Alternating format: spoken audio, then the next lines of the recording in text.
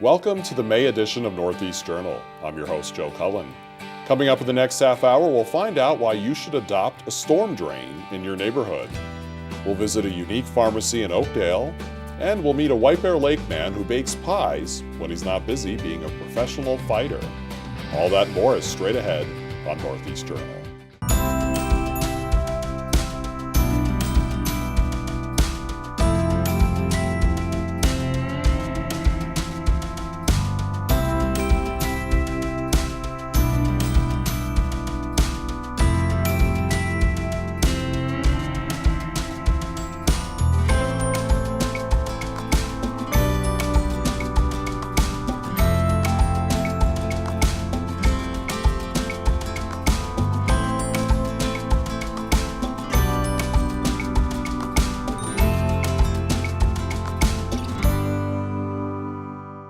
Hello everyone and welcome to the May edition of Northeast Journal. I'm your host, Joe Cullen.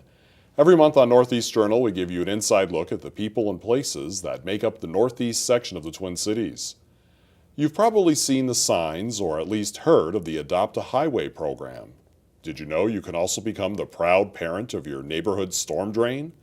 We visited the Washington Conservation District to find out more about their Adopt a Storm Drain project.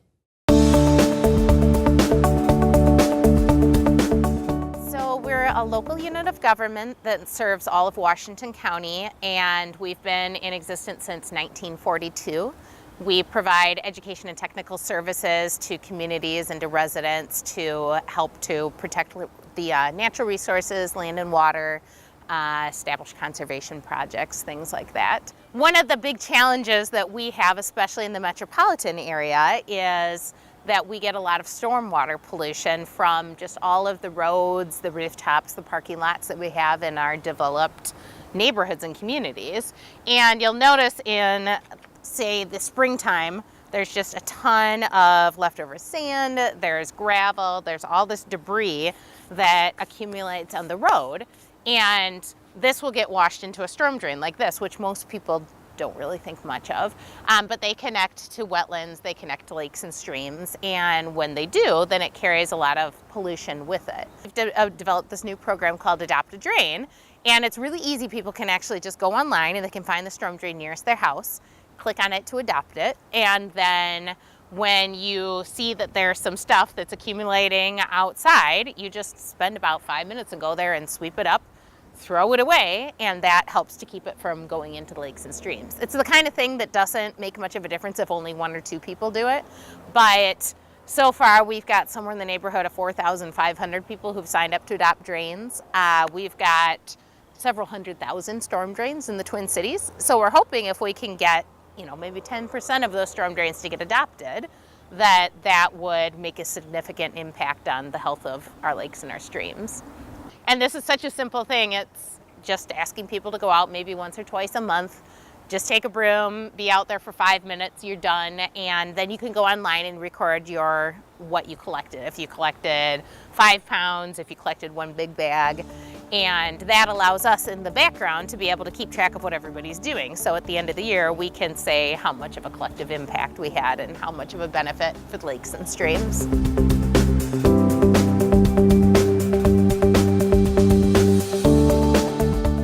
In order to become an Eagle Scout, a service project needs to be completed. Producer Mary Klein introduces us to a young man who is using his service project to help save lives. Here's the story. I thought as long as I'm willing to try and save lives, I will be motivated till the end. What began as an Eagle Scout project for this tall yet somewhat timid young man ended in building a network to save lives. Well, there it is. But there it is, right there. We found it. White Bear Lake senior Zach Van Dyke wanted to do more than merely make a bench or birdhouse. He wanted to make a difference, locating AEDs or automatic external defibrillators. Using GPS, the exact location is loaded into an app called PulsePoint AED. During a cardiac event where time is often the difference between life or death, the app locates the nearest device. Health teacher Dustin Holman says he often uses Zach as a resource in class and hopes the residents take advantage of this potentially life-saving tool. Having a kid like that you can go to as a resource and also stays on top of everything is always a plus as a teacher. Over 8 months, Zach approached 60 businesses and now has 100 locations contained in Pulse Point. Melissa Stearns, Director of Youth and Family Ministries at St. Stephen Lutheran Church, says with an aging population, it makes sense to be part of the program. We thought we were going to have to use it a couple weeks ago, and thank goodness we didn't, and everything turned out okay, but it was a little scary at first. In the end, Zach, who never saw himself as a leader, succeeded not only in building the system, but building his confidence. And as he prepares to graduate and begin 19 weeks of training for the National Guard, he says he's humbled by the help and humanity he's experienced along the way.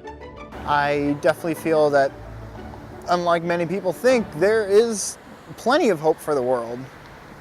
And I just hope to keep striving with all the people that I connected with to a better world.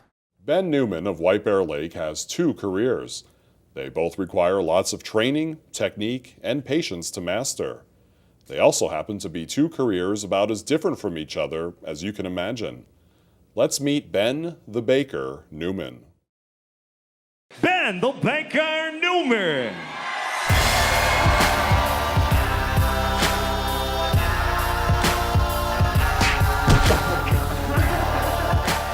So I got into baking about maybe 10, 12 years ago. I was kind of more on the health food side, kind of one of those health food nuts for a while. I was getting into martial arts and training a lot and trying to optimize everything. I started watching some of those cake baking shows and I could maybe do that.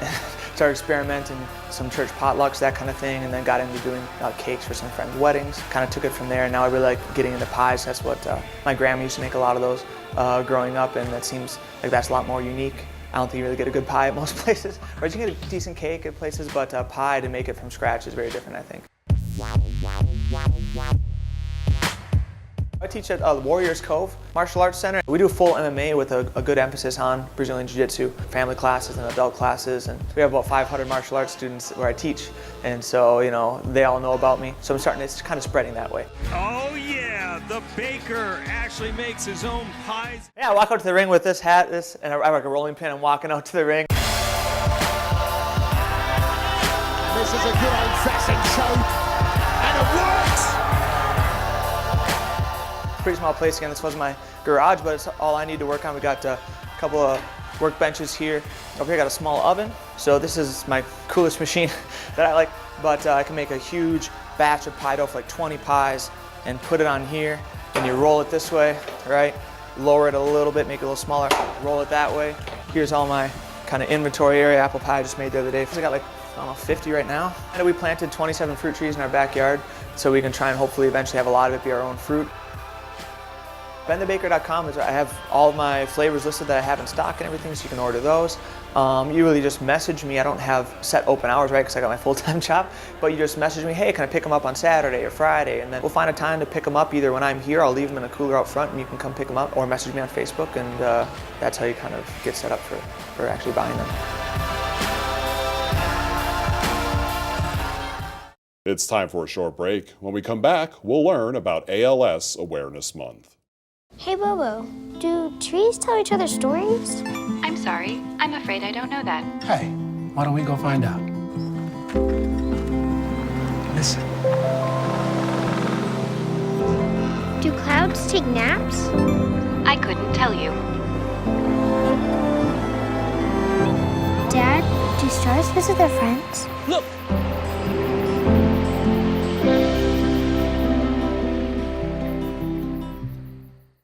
Welcome back to Northeast Journal. May is ALS month.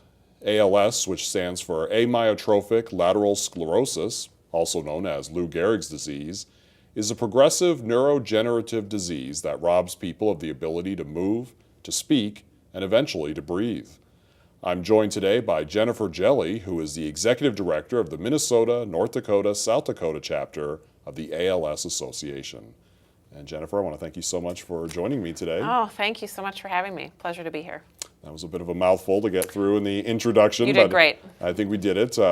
We're talking again about ALS today. And first off, I think a lot of people, I'm sure, have heard it or they've heard of Lou Gehrig's disease. Yeah.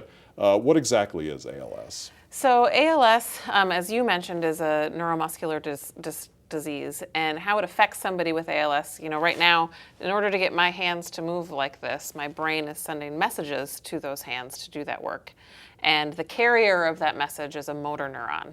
And somebody with ALS, their motor neurons die. So those messages stop being delivered. So over a pretty short period of time, people tend to lose muscle functions. It might start first in their limbs, might start first in their voice, so you might hear it. But eventually, most people will lose mobility with ALS as it moves through their body. And so the last step then is, of course, your respiratory muscles. And so then you lose the ability to breathe. And most people living with ALS have a 2 to 5 year lifespan from diagnosis to end of life. So it moves pretty quickly. Now, I know it can kind of strike, just about anybody, but is there kind of more of a typical age when it might first present itself? Yeah, average age overall is between 55 and 60, so it skews a little bit older, but we definitely see folks, we've unfortunately had a couple of cases, though it's rare, in their teens.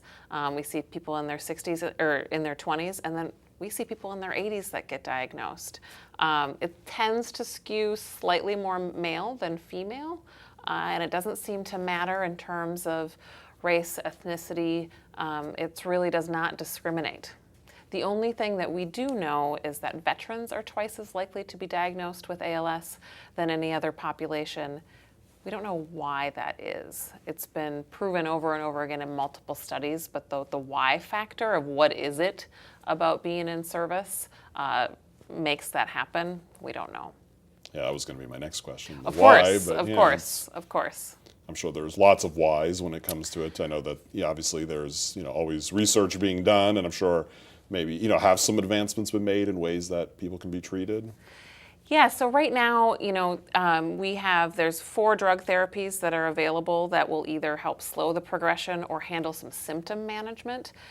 And frankly, that's not enough. I mean, ALS affects everybody so differently. I couldn't tell one person to the next what your course is going to be because it can be so different from each other. So what we know is we need to be able to have multiple treatments. So depending on what type of course your disease is taking, we can tackle that. The good news is, just in the last 2 years, 5 new genes have been discovered as related to ALS. And why that is such a big deal is that it gives researchers a target to how to figure out treatment options, because they have something they're actually gunning for now with genes that are identified. In fact, gene therapy is probably one of the more exciting opportunities that currently exist within ALS research. So I think, ever since the Ice Bucket, and I know we'll talk about that, but ever since the Ice Bucket Challenge 5 years ago, the shot in the arm that gave us in terms of propelling research forward also brought in a lot more researchers into the field because there's exciting things happening. I mean, the fact that 5 new genes were identified gets researchers excited to keep pushing and keep figuring out what more they can discover that will get us to meaningful treatments and a cure. And that's what we're after. Are there any kind of, typical warning signs that people kind of first notice and, go to their doctor, hey, why am I feeling like this? And then that kind of leads them to get diagnosed? Yeah, typically people might notice that they're losing some strength. They'll likely notice it in their feet or hands first. Maybe they're having trouble gripping. Maybe they might have experienced kind of what's known as drop foot, where they just can't, their foot isn't picking up as easily. And as you might be thinking, that could mean a lot of different things. That doesn't mean straight to ALS. The diagnostic process can be lengthy because there's not just one telltale sign that might make you think that that is the case. And neurologists typically will try to rule out everything else first because, of course, that's not a diagnosis they prefer to give. So typically it's those kind of strength issues that people might notice first, or they might notice it in their voice first. That's less common, but they might notice that it's harder to push out their voice, or it's just they struggle to get out words. They might notice that first as well. And you mentioned just a few minutes ago about the Ice Bucket Challenge, yes, which I'm sure most people do remember. they may not realize it was already 5 years ago. 5 years, yeah. But it was a viral sensation. You know, you're seeing it everywhere, especially throughout Facebook and social media, where people were challenging other people to dump buckets of ice over themselves. Kind of how did that come about? How did that affect you guys? Can you talk about that a little bit? Yeah, so the Ice Bucket Challenge did not start with us sitting in a conference room coming up with the great idea. I wish that I could claim that, but in actuality, it started with a young gentleman living with ALS on the East Coast. He was the former captain of the Boston College baseball team, a man by the name of Pete Frates. And he, him and his family were trying to figure out different ways to really push ALS into the spotlight and bring awareness to this disease.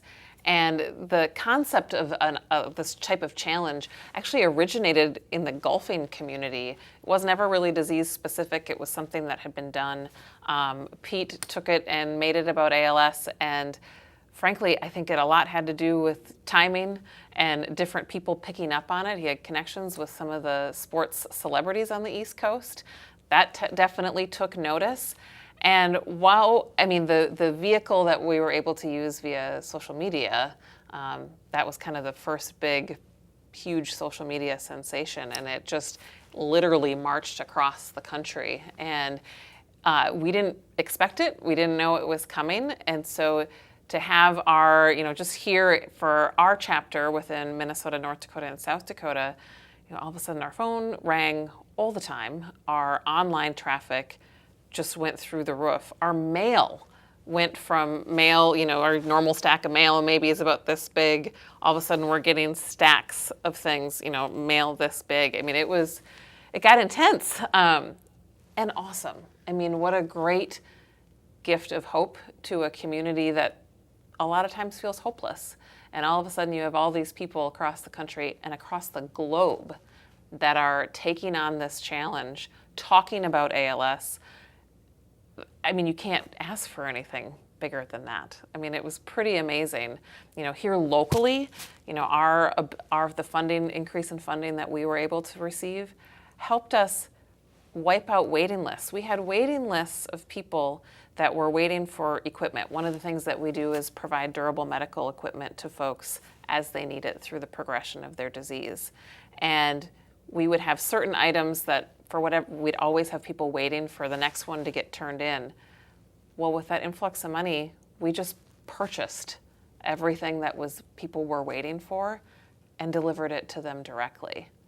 And when you're dealing with a disease that is all about loss and you're struggling with that, to then just get this gift, it was one of the best things our staff has ever had the opportunity to do, is call and say, hey, this specialty mattress is going to be there tomorrow.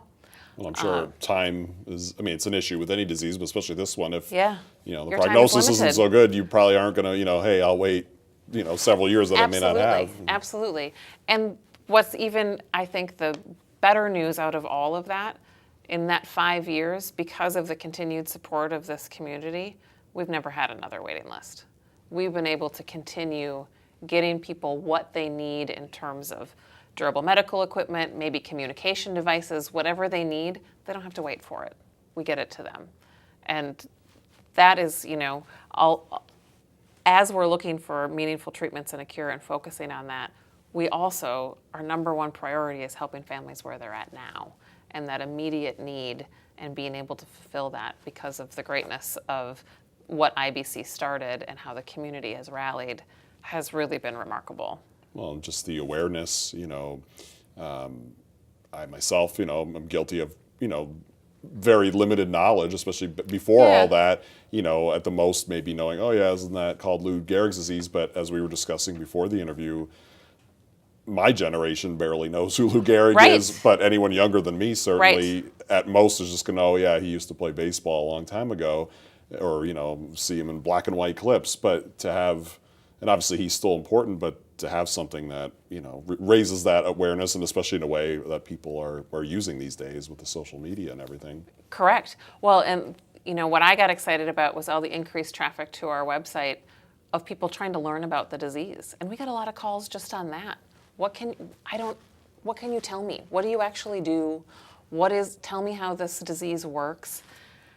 the fact that people want to find out and learn and be engaged, I mean, that's just a really exciting opportunity. And then your organization, as we mentioned, you're the Minnesota, North Dakota, South Dakota chapter of the ALS Association.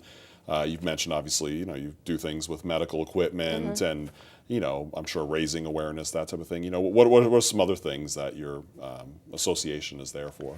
Yeah, so in addition to medical equipment, the kind of communication and controlling your environment is something we are really excited and passionate about. We actually have started a smart home pilot where we help people living with ALS and their families set up their home with smart home technology. I'm sure you might have an Alexa in your home. I know I do. Alexa tends to rule everything in my house now.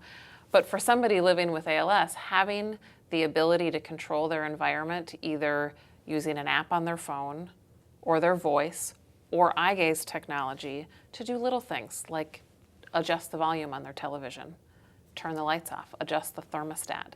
Not having to ask a caregiver to do that for them is somewhat like getting some independence back. And that's our goal with that program. And it has really taken off in our ability to kind of help people figure out what's going to work best in their environment.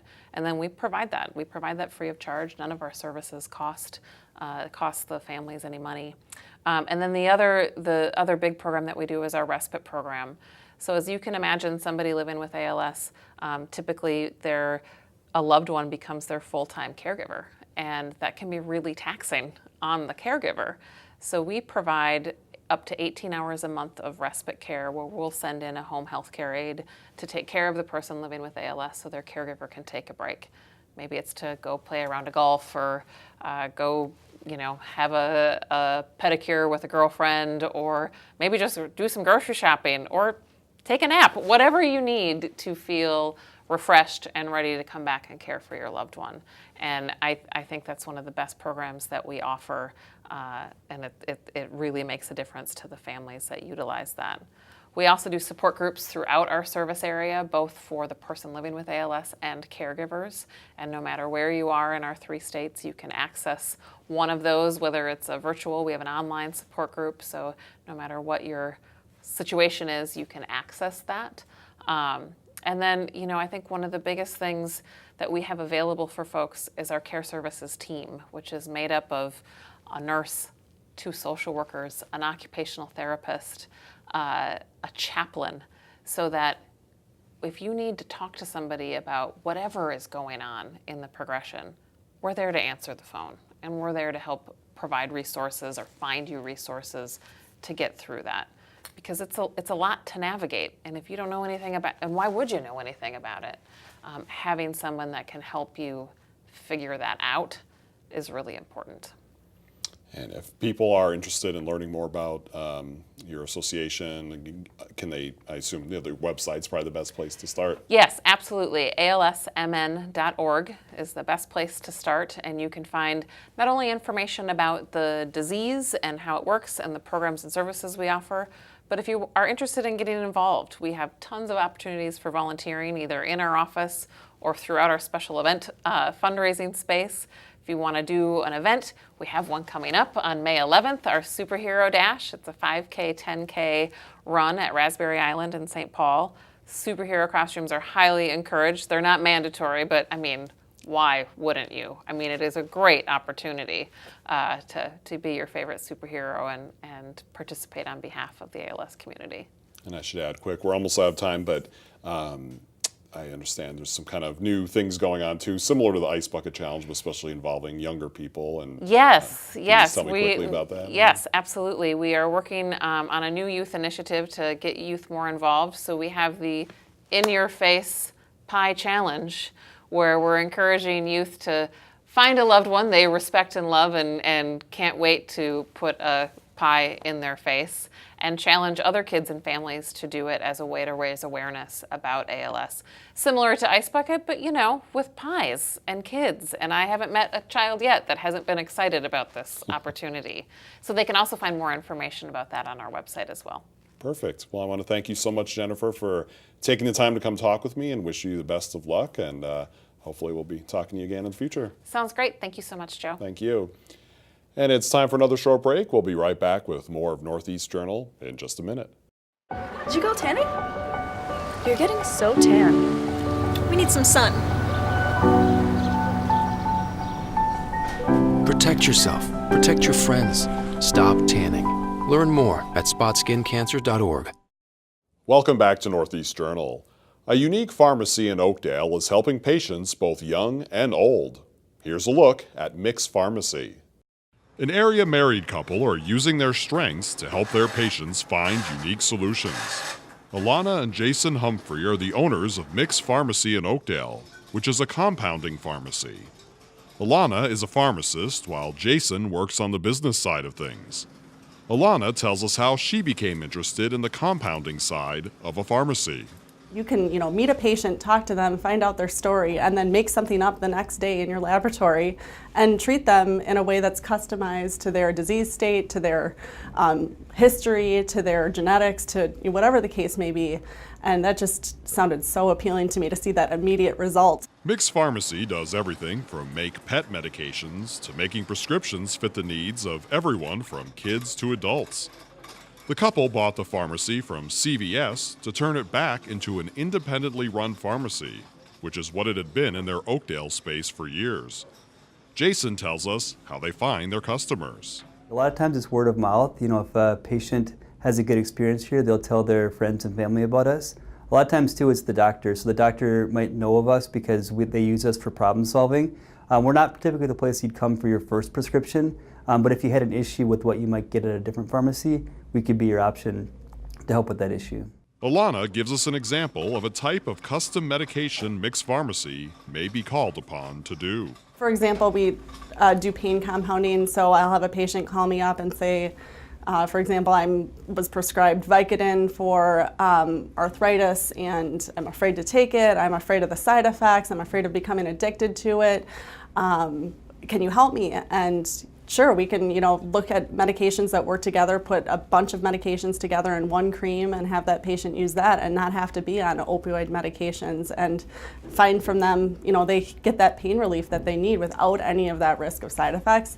It's so rewarding. Jason tells us how business is going so far. I'd love to see us continue to grow and expand. I mean, we've got a great service that we provide to our patients. We'd love to help more people find out about it. I think that's the biggest challenge, is not enough patients know about it, and there's just not a lot of education on the topic. Mix Pharmacy is located on Helmo Avenue in Oakdale. They ship their custom medications to their patients who aren't able to stop into their location. For more information, visit them at mixpharmacy.com.